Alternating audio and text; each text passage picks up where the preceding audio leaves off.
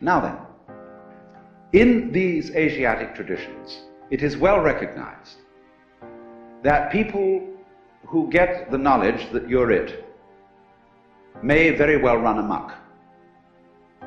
And therefore they always couple any method of gaining this, whether it is yoga, whether it is smoking something or drinking something or whatever is the method, they always couple it with a discipline. Now I know the word discipline isn't very popular these days, and I would like to have a new word for it, because most people who teach disciplines don't teach them very well.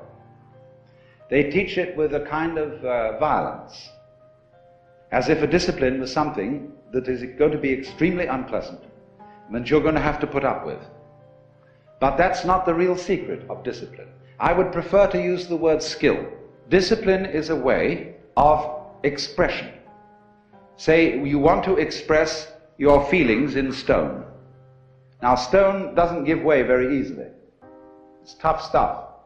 And so you have to learn the skill or the discipline of the sculptor in order to express yourself in stone. And so in every other way, whatever you do, you require a skill.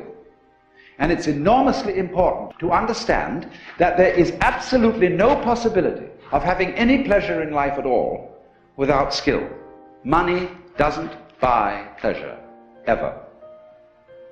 Look, if you want to get stoned drunk and go out and get a bottle of bourbon and down it, you can't do that except for people who have practiced the distiller's art. You can't even make love without art. Where I live in Sausalito, we have a harbor full of ever so many pleasure craft. Motor cruisers, sailing boats, all kinds of things. And they never leave the dock. All that happens with them is their owners have cocktail parties there on Saturdays and Sundays. Because they discovered, having bought these things, that the discipline of sailing is difficult to learn and takes a lot of time. And they didn't have time for it, so they just bought the thing as a status symbol. So, in other words, you can't have pleasure in life without skill. But it isn't an unpleasant task to learn a skill. If the teacher, in the first place, gets you fascinated with it. There is immense pleasure in learning how to do anything skillfully. To make carpentry things, to cook, to write, to calculate, anything you want. It can be immensely pleasurable to learn the discipline. And it is completely indispensable. Because look, you may be a very inspired musician. I'm not a musical technologist, you see, and I regret it, but I'm a word technologist.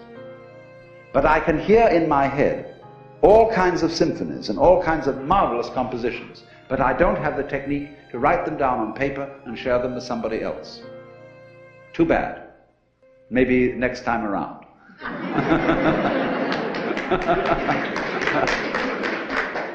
But you see, so far as words are concerned, I can express ideas because I have studied language. And I work very hard. Not that I didn't like it, I intensely enjoy the work of writing a book, although it is difficult. But it's fascinating to say what can never possibly be said. So, you see what's happening. What you have to do, you have inspiration, but then you have to have technique to incarnate, to express your inspiration. That is to say, to bring heaven down to earth. And to express heaven in terms of earth. Of course, they are really one behind the scenes. But there's no way of pointing it out unless you do something skillful. You see, we are all, at the moment, absolutely in the midst of the beatific vision. We are all one with the divine, or some, I don't like that sort of wishy-washy language, but we are all there, but we are so much there that we're like fish in water.